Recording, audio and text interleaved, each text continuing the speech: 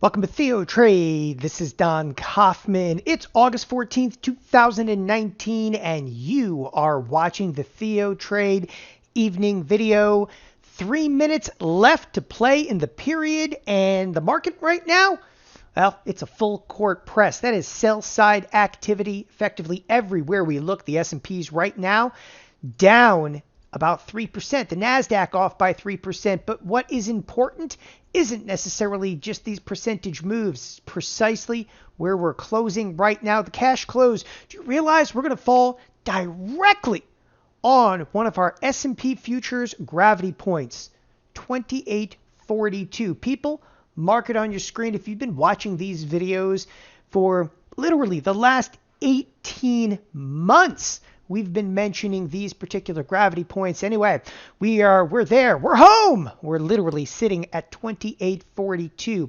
But again, push some of the gravity points aside for just a second. We'll recap those.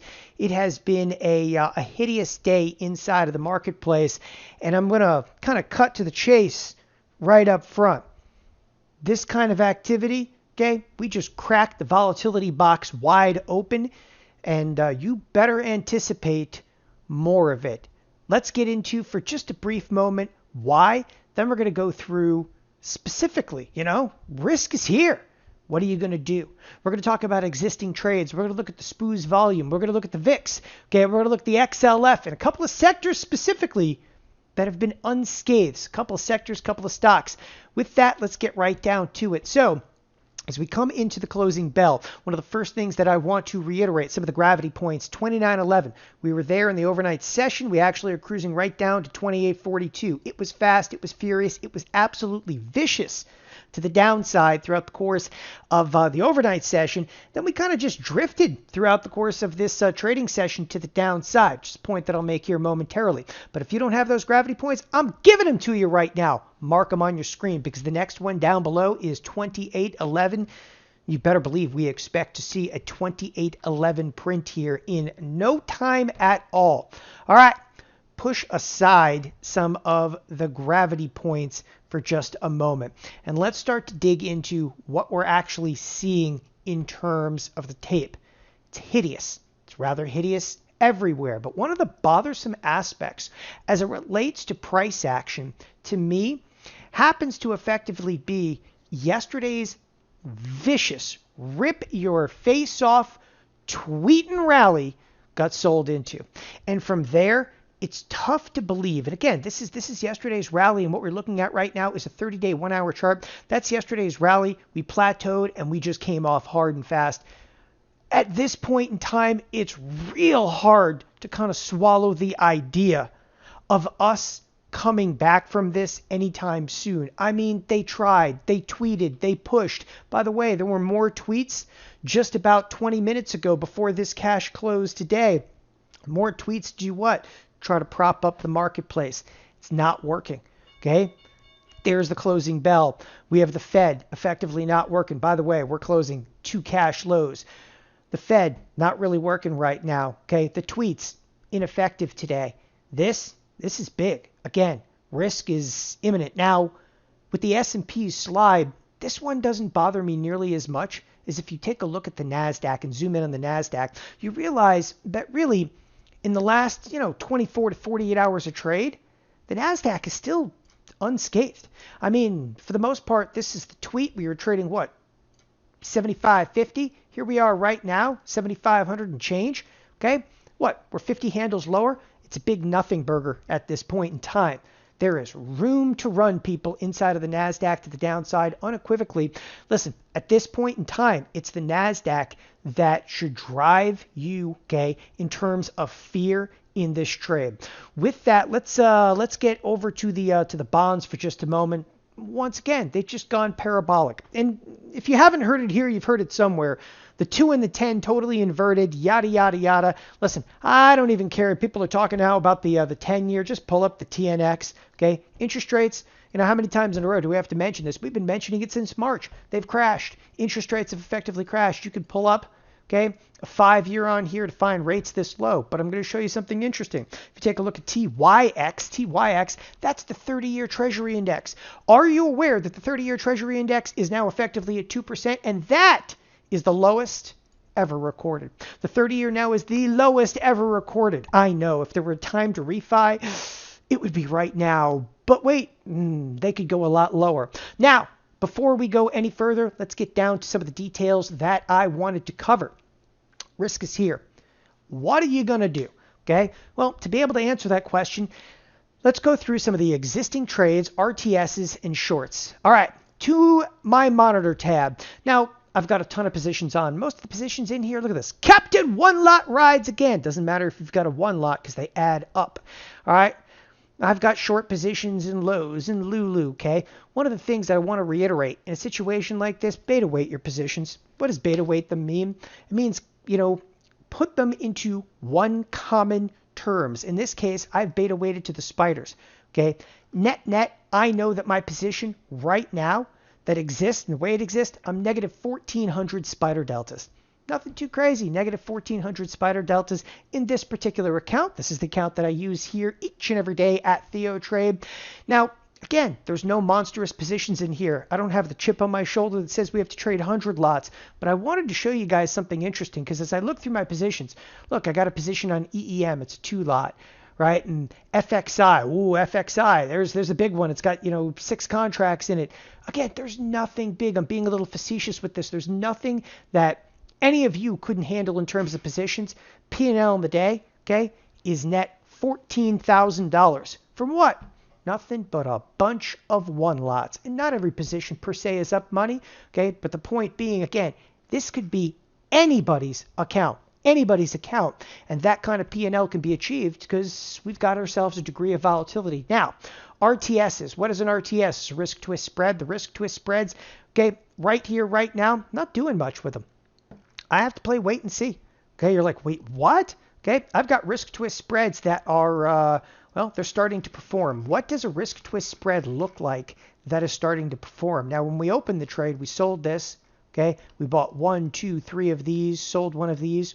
The trade, okay, we paid what? Oh, $1.60 for this one and $1.60, but we also received a credit because we sold a ratio back call spread against it. Right now is going for about a $5. Now this says debit.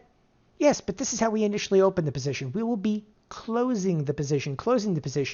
It would be a net credit. So change this from sell to buy, to sell, okay, to buy. Look, we would be getting almost a $5 credit. Am I happy yet? Nope. Okay, I'm not there yet. And I'm going to show you exactly why I'm not there. Am I closing any of my shorts? I don't know. Look, did I close any of my shorts? Okay, yeah, today I did a bunch of onesie-twosie stuff. I rolled some CSX positions. Look, I closed a Goldman Sachs position. I only opened that one yesterday. I closed it for a 55% gain. Rolled some stuff in bank. Again, okay, who says Captain One Lot will not ride again? Now, with all of that, I'm not closing my shorts, not the RTSs. Why? Let's get down to why. One of the first things that stands out to me inside of today's trade, okay, has everything to do with SPOO's volume. Now, people there's a lot of people listen to this. They don't know what a SPOO happens to be.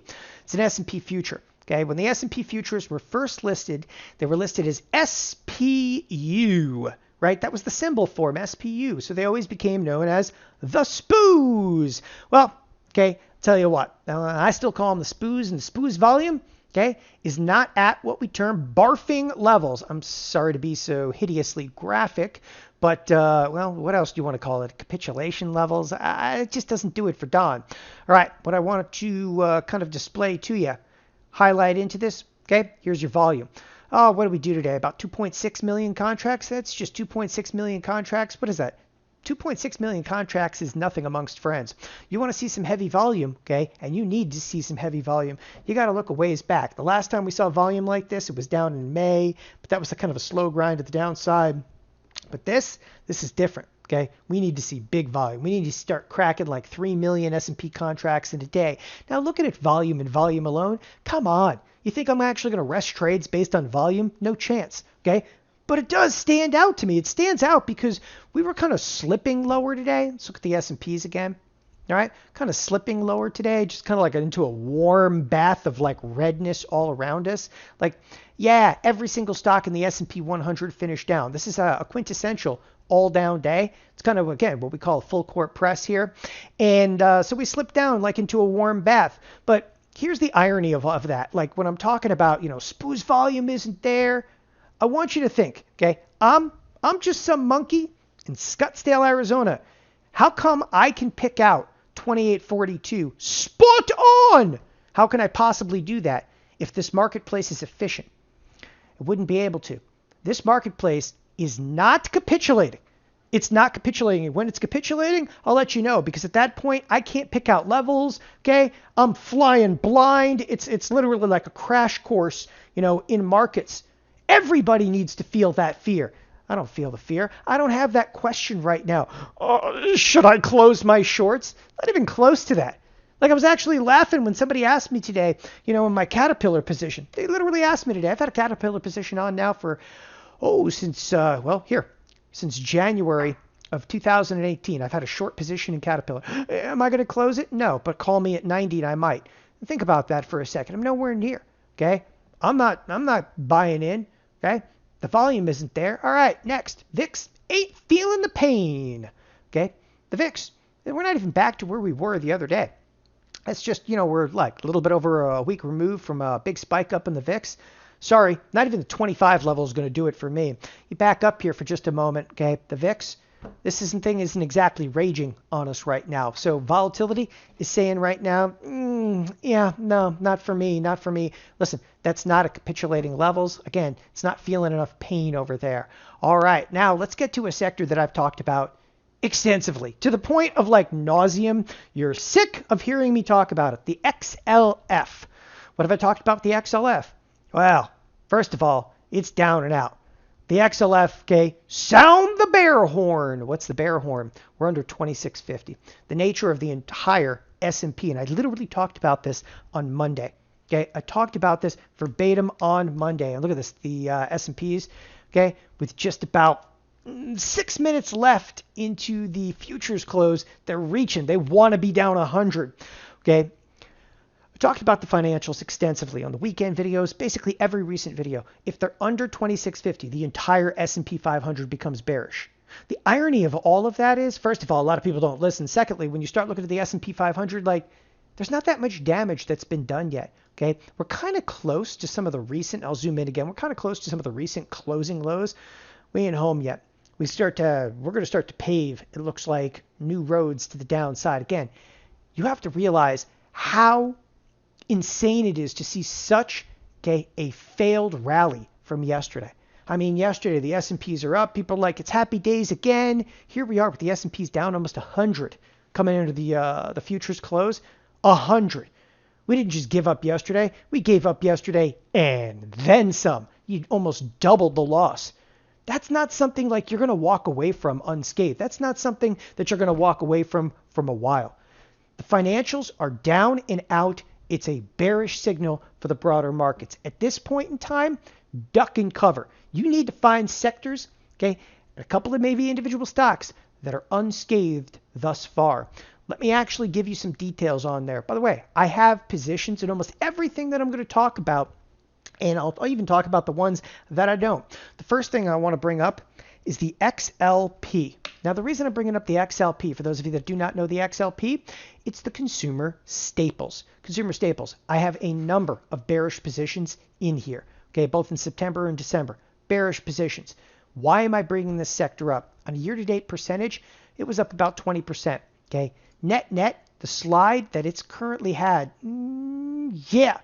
negligible. Oh, come on. It's not even a 5% move to the downside yet, right? If you're looking right now and thinking like, this marketplace may just turn hideous, this is the sector for you. Procter & Gamble happens to be one of the primary products in here, also completely and totally unscathed. I'm not carrying a position in here, but I may be. Next one I want to look at, of course, is Starbucks. All I'm saying is if the market's going to fall, sooner or later it's going to suck them all down, right? Listen, there's not going to be a place to hide, right, when this marketplace really starts to cook to the downside. That's the key, is that people believe like, oh yeah, this stock's going to be this. What? Look at the advanced decline line. right? Do I prove the point over here? And sectors that haven't been hit, okay, what's going to happen is statistical arbitrage is going to see that, and they're going to come in and be like, oh yeah, look at this. We found XLP. It hasn't been hit yet. Smoke it. And they're going to come after it. And they're going to come after it in a big way. Starbucks started to feel some pain. When I actually put this together earlier, I'm like, but it's still holding up extraordinarily well. Okay. People are not going to drink coffee through everything. It's a place they cut back. Okay. Last but not least on this list is McDonald's. Okay. McDonald's did start to feel a little bit of pain today. But again, net, these are unscathed. If the marketplace is going to continue to the downside, if we're going to continue to feel pain, they are going to come for everything. Again, sell side activity. Yeah, doesn't discriminate. Apparently it doesn't love the McDonald's out there, but sell side activity never discriminates. Again, the next gravity point to the downside is 28.11. Look for spikes in volatility and the bonds. I mean, come on, the bonds have just gone parabolic. Okay, we've got what? Oh, now just about between 15 and 16 trillion dollars of negative interest rate policy throughout the debt in the world.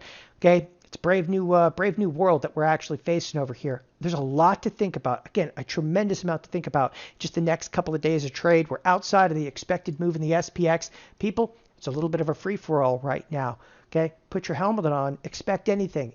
Rallies are likely to be sold into. Okay, don't run out and sell premium just yet because the volatility isn't necessarily there. Thanks everybody again for joining us here at TheoTrade. Have a wonderful evening. Bye-bye.